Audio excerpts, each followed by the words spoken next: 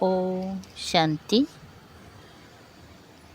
आज 11 सितंबर 2022 की अव्यक्त रूप में चले हुए प्यारे बाबा की मधुर महावाक्य सुनते हैं।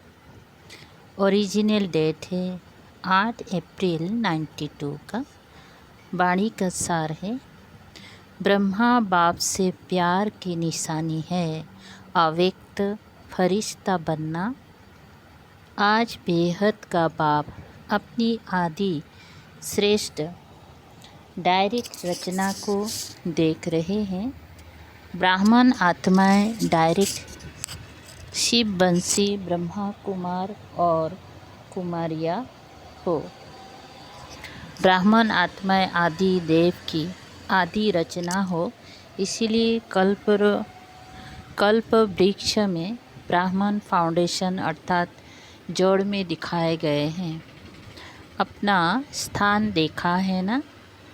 तो वृक्ष में आप आदि रचना बीज के समीप जड़ में दिखाए गए हो, इसलिए डायरेक्ट रचना हो। अन्य आत्माएं डायरेक्ट माता पिता अर्थात शिव बाप और ब्रह्मा माता अर्थात डायरेक्ट परमात्म रचना नहीं है। आप डायरेक्ट माता पिता की रचना हो। फ़र्क है ना। आप आदि रचना और अन्य धर्म आत्माओं की रचना दोनों में अंतर है। आप परमात्म रचना अपने रचता माता पिता दोनों को अच्छी तरह से जानते हो। अन्य धर्म की आत्माएं आप तना से निकली हैं। आप जड़ भी हो और तना भी हो। ब्राह्मण रूप में वृक्ष की जड़ में हो और देवता रूप में वृक्ष के तना हो। और सभी धर्म आप तना से निकलते हैं। तो आप डायरेक्ट रचना का कितना महत्व है। डायरेक्ट बीज के साथ संबंध है, उन्हों का इनडायरेक्ट संबंध है, आपका डायरेक्ट है। आप सभी रूहानी नशे से कहेंगी कि हम परमात्म संतान हैं। जो भी धर्म वाली आत्माएं आती हैं वो सभी अपने को क्रिश्चियन बौद्धि इस्लामी कहलाएंगे। डायरेक्ट शिव बंसी व आदि देव ब्रह्मा की रचना नहीं कहलाएंगे। क्राइस्ट बंसी क्रिश्चियन कहेंगी। धर्म पिता क्राइस्ट के क्रिश्चियन हैं, यही जानते हैं। वह सभी धर्म पिता के वंश हैं और आप कहेंगे परमात्मा के।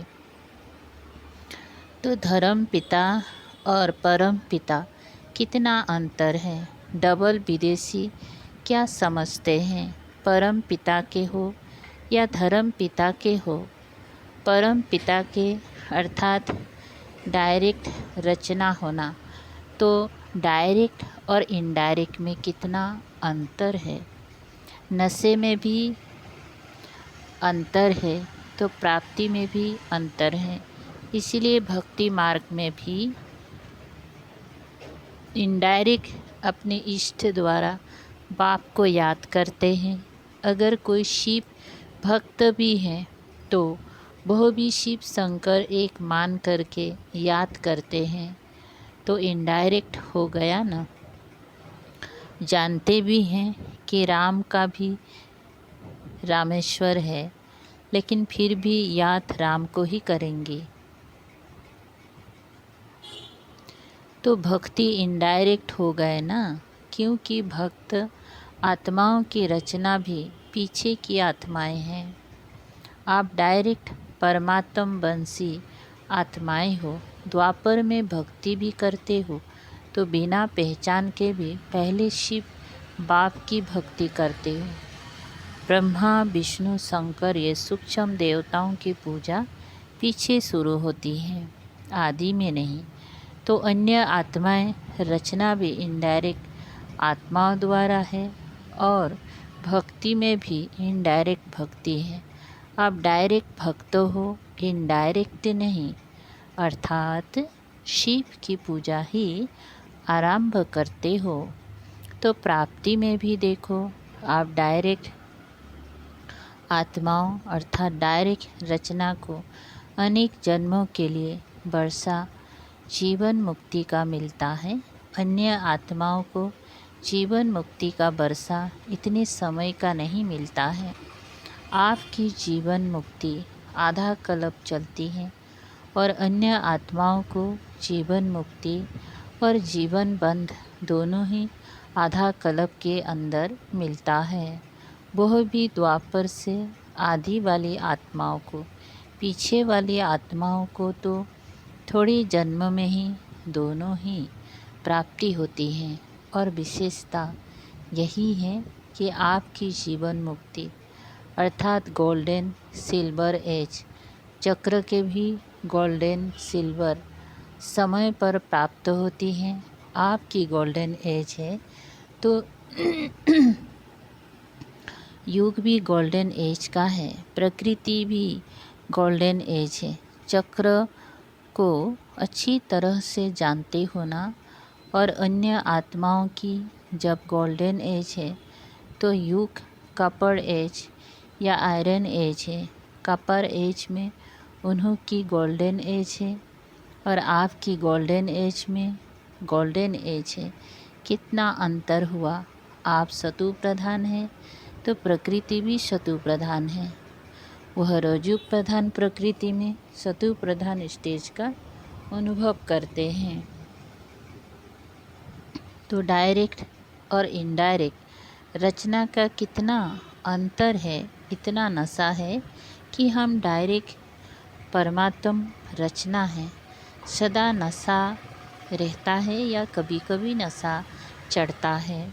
परसेंटेज में फ़र्क पड़ जाता है, कभी 100% रहता है तो कभी 50%। लेकिन रहना चाहिए, रहना क्या चाहिए, सदा एक रस रहना चाहिए ना।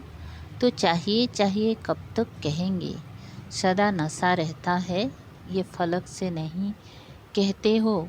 रहना चाहिए कहते हो तो संपूर्ण बनना अर्थात जिसमें ये चाहिए शब्द समाप्त हो जाए, सभी के मुख से यह निकले कि सदा है, उसके लिए कितनी बरस चाहिए। बाप भी चाहिए पूछता है कितनी बरस चाहिए, 10 चाहिए कि उससे भी ज़्यादा वह कम चाहिए, क्योंकि तपस्या बरस आरंभ किया, अब तो समाप्ति का समय आ गया। लेकिन जब आरंभ किया तो सबने क्या संकल्प किया, संपन्न बन जाएंगी, यही सोचा था ना। बरस तो समाप्त हुआ लेकिन आप संपन्न हो गए या होना है और बरस चाहिए। औरों को चैलेंज करते हो कि सेकंड में मुक्ति जीवन मुक्ति का बरसा लो, या कहते हो 25 बरस में बरसा लो। तो 12 मास में कितने सेकंड कितने दिन हुए। तो सबको संपन्न बन जाना चाहिए या अभी और समय चाहिए, क्या रिजल्ट है, कितनी बरस चाहिए ये बता दो, नहीं तो दूसरा बरस समाप्त होगा। फिर यही गीत गाएंगे कि अभी समय चाहिए। ये चाहिए का गीत कितने समय का है। गीत का भी 3 व 5 मिनट टाइम होता है ना। तपस्या बरस में दृढ़ संकल्प किया या संकल्प किया, दृढ़ता की निशानी है सफलता। फिर तो इस बरस और फोर्स की तपस्या चाहिए ना, या सेवा करनी है, दोनों नहीं कर सकते हो। आपका कर्मयोगी टाइटल नहीं है, योगी है। वैसे देखा जाए तो सेवा उसको ही कहा जाता है जिसमें स्व और सर्व की सेवा समाये हुए हो। दूसरे की सेवा करे और अपनी सेवा में अलबेले हो जाए तो उसको वास्तव में यथार्थ सेवा नहीं कहेंगी। सेवा की परिभाषा ही है, सेवा के मेवे मिलते हैं। सेवा अर्थात मेवा, फ्रूट, फल, प्रत्यक्ष फल, सेवा करो, मेवा खाओ। अगर 100 के तरफ अलबेले बन जाते हो तो वह सेवा मेहनत है, खर्चा है, थकावट है, लेकिन प्रत्यक्ष फल सफलता नहीं है। पहले 100 को सफलता, साथ में औरों को भी सफलता की अनुभूति हो, साथ साथ हो। 100 को हो और औरों को नहीं हो तो भी यथार्थ सेवा नहीं है, और औरों को हो 100 को नहीं हो तो भी यथार्थ सेवा नहीं है। तो सेवा में सेवा और योग दोनों ही साथ साथ क्यों नहीं रहता? उसका कारण क्या है? एक को देखते हो तो दूसरा ढीला होता है, दूसरे को देखते हो तो पहला ढीला होता। इसका कारण क्या है?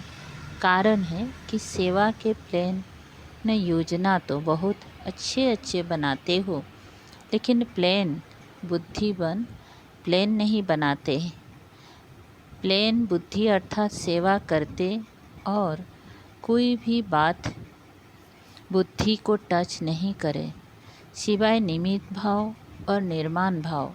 निर्माण करते निर्माण स्थिति की कमी हो जाती है, इसीलिए निर्माण का कार्य जितना सफल करने चाहते हो उतना सफल नहीं होता है।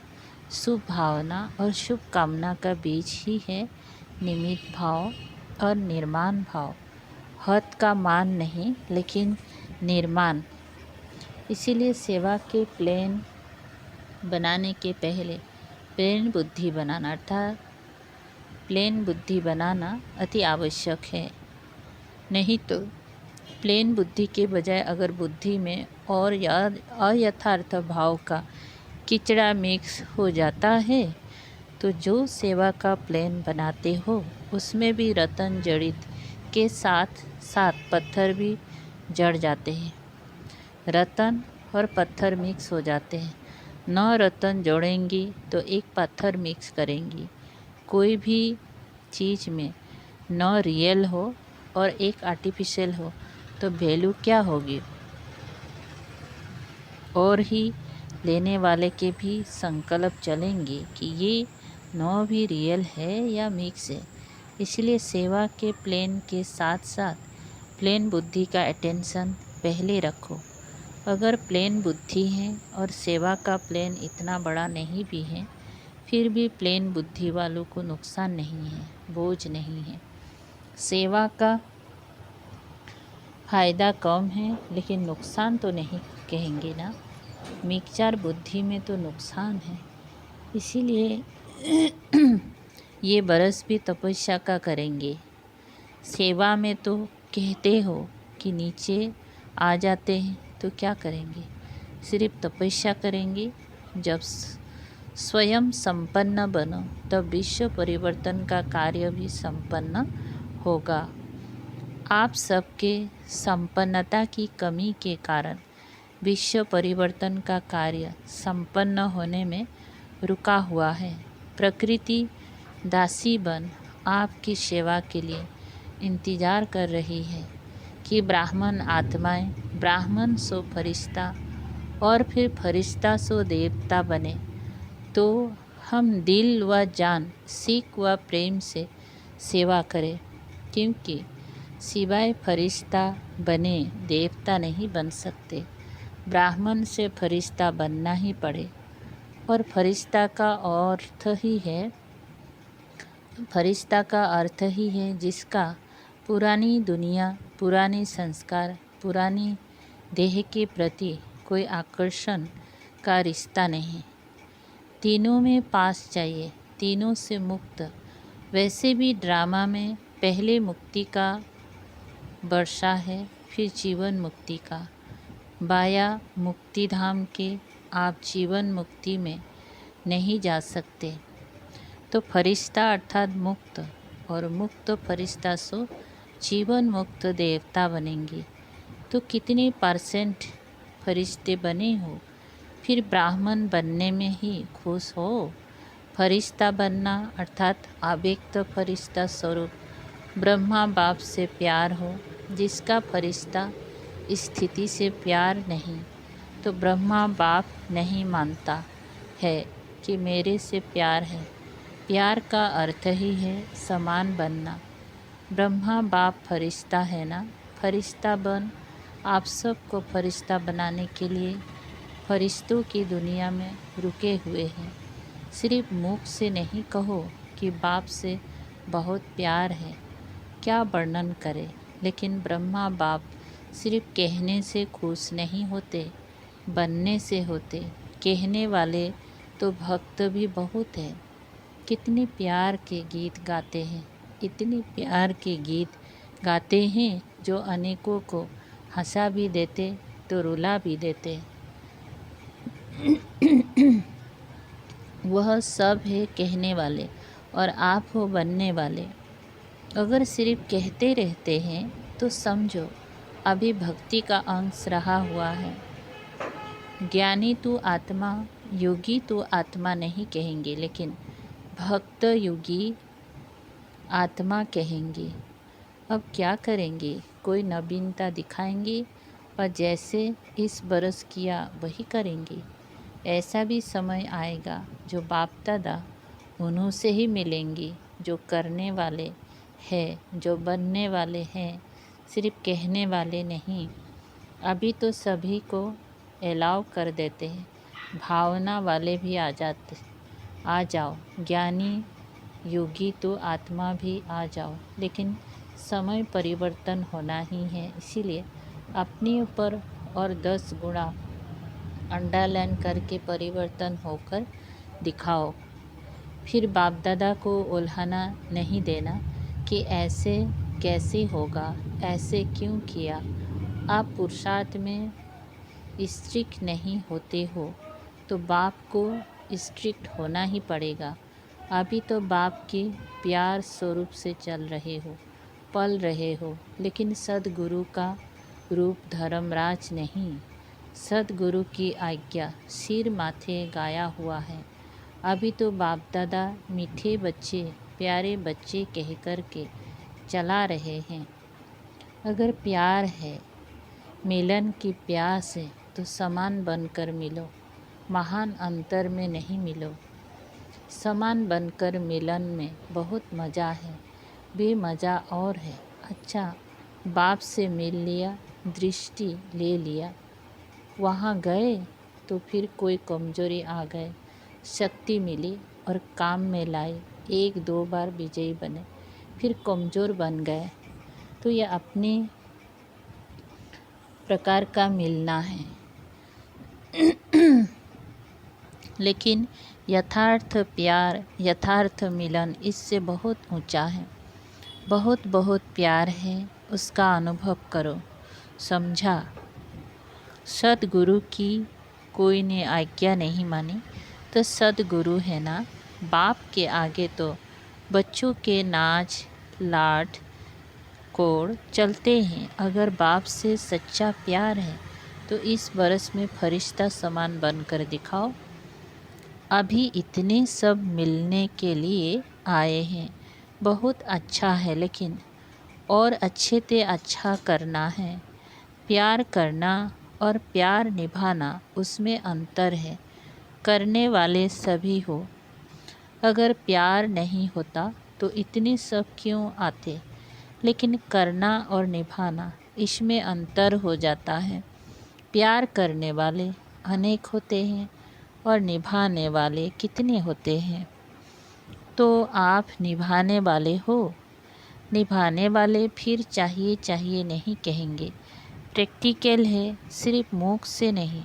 सुनाया ना कि तपस्या के चार्ट में भी अपने को मार्क्स सर्टिफिकेट देने वाले बहुत हैं, लेकिन सर्वों की संतुष्टता का सर्टिफिकेट कोई कोई प्राप्त होता है।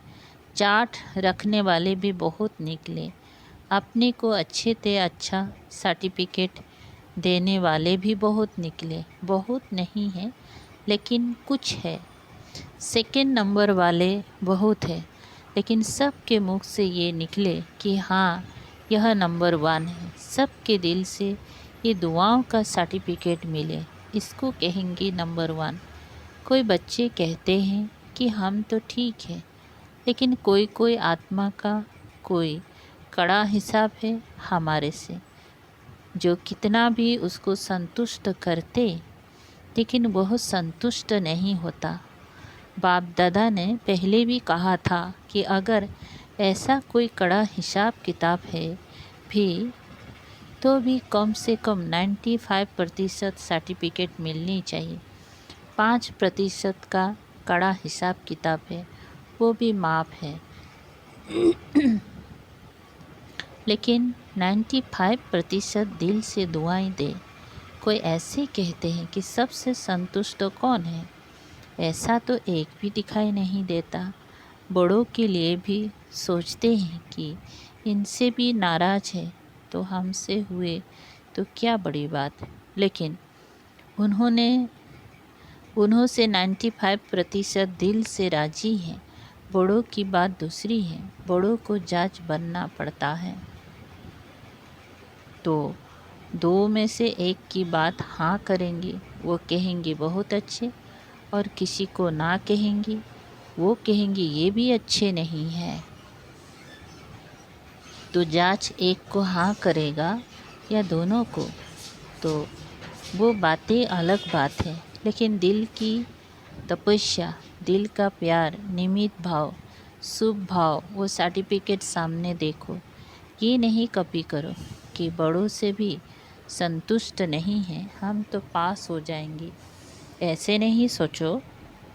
95% अगर संतुष्ट है तो नंबर मिल जाएगा, समझा? अच्छा, चारों ओर के आदि पिता के आदि रचना, डायरेक्ट रचना, श्रेष्ठ आत्माएं, सर्व जीवन मुक्त का वर्षा, अनेक जन्म प्राप्त करने वाली आत्माएं, सर्व ब्राह्मण सो फरिश्ता, फरिश्ता सो देव आत्मा बनने वाली अधिकारी आत्माएं, सदा प्लेन बुद्धिवन, सेवा के प्लेन में सफलता प्राप्त करने वाली आत्माएं, बाप से सच्चा स्नेह, सच्चा प्यार निभाने वाली सर्व समीप आत्माओं को बाप दादा का याद प्यार और नमस्ते। ऐसे बनाने वाले बाप दादा को भी याद प्यार, गुड मॉर्निंग और नमस्ते नमस्ते। शुक्रिया बाबा, थैंक यू बाबा। आज का मीठा वरदान है, कंट्रोलिंग पावर द्वारा तूफान को भी तोहफा बनाने वाले यथार्थ योगी भव। विस्तार है, यथार्थ व सच्चा योगी वो है जो अपनी बुद्धि को 1 सेकेंड में जहाँ और जब लगाना चाहे वहाँ लगा सके। परिस्थिति हलचल की हो, वायुमंडल तमोगुणी हो, माया अपना बनाने का प्रयत्न कर रही हो, फिर भी सेकेंड में एकाग्र हो जाना, ये है याद की शक्ति। कितना भी व्यर्थ संकल्पों का तूफान हो, लेकिन सेकेंड में तूफान आगे बढ़ने का तोहफा बन जाए, ऐसी कंट्रोलिंग पावर हो। ऐसी शक्तिशाली आत्मा कभी ये संकल्प नहीं लाएगी कि चाहते तो नहीं है लेकिन हो जाता है। स्लोगन, युग युक्त और युक्ति युक्त कर्म करने वाले ही विघ्न प्रूफ बन सकते हैं।